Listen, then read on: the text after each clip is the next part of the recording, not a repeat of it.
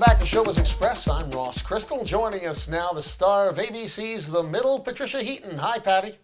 Hi, Ross. As always, thank you for joining us. You know, we've talked several times over the years, and I want to begin today by asking you about the changes you've seen in the show.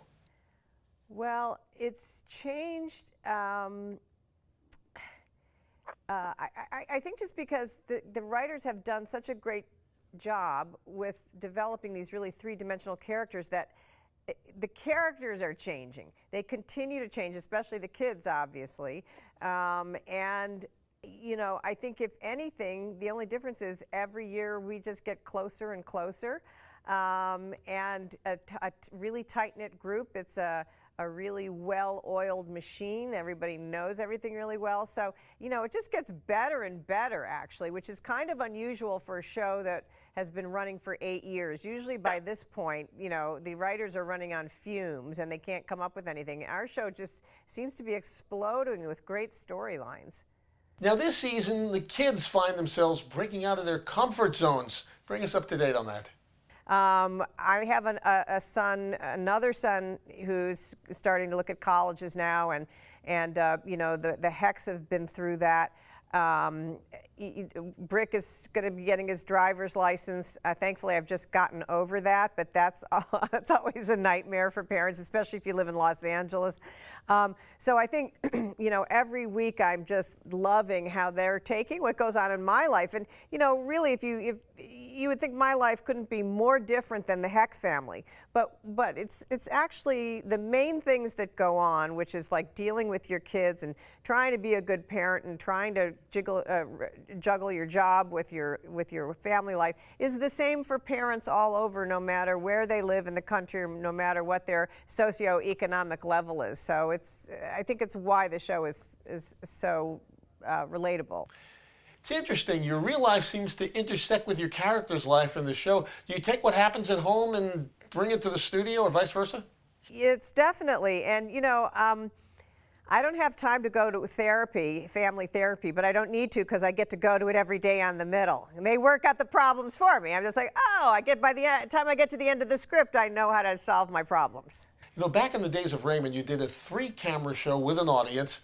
In The Middle, it's been a single-camera show without an audience. What's the difference been like for you? It's a lot more hours than on The Middle than it was on Raymond. We work from about 6 in the morning till 6 or 7 at night. There's no rehearsal time on The Middle.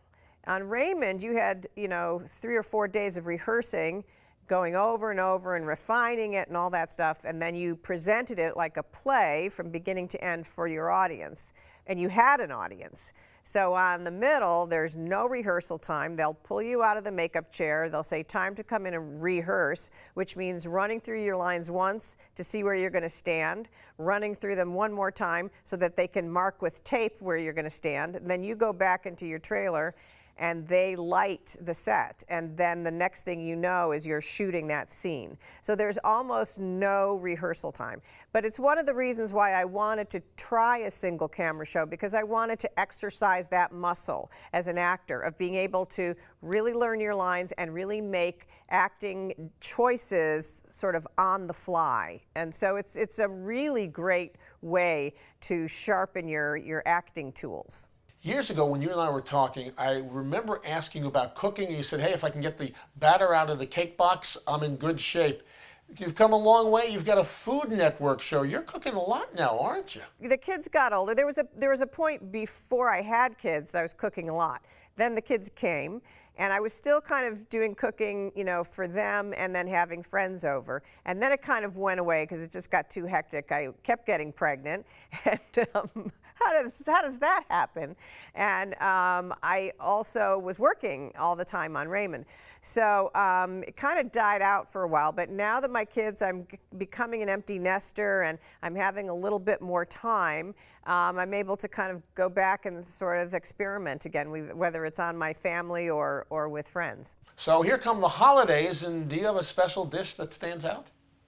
Well, because I'm married to a Brit, I tend to like to make a few British things, and one of my favorites that's so easy to make, but they're very impressive looking, are called popovers. And I bought a special popover pan so that, and they're kind of just a very eggy kind of dinner roll and kind of hollow in the middle, but they rise up really tall with a big puffy hat on top, and they're great with like a traditional British roast beef and gravy, and you know, it's delicious and super easy to make. And finally, as the holidays do approach, give us your special holiday memory. I remember, you know, one holiday where my husband and I progressively got the flu. So he started, and it was one of those horrible, horrible flus where everything's coming out in all directions. He got it first. I got it the following day. And then our one-year-old son at the time also got it. This was 2 days before Christmas. I have never experienced anything like this where everyone in the house was sick. We had no help. And I was having 12 guests over in 2 days. And we managed to still pull it off because it was Christmas and we couldn't cancel everybody's plans.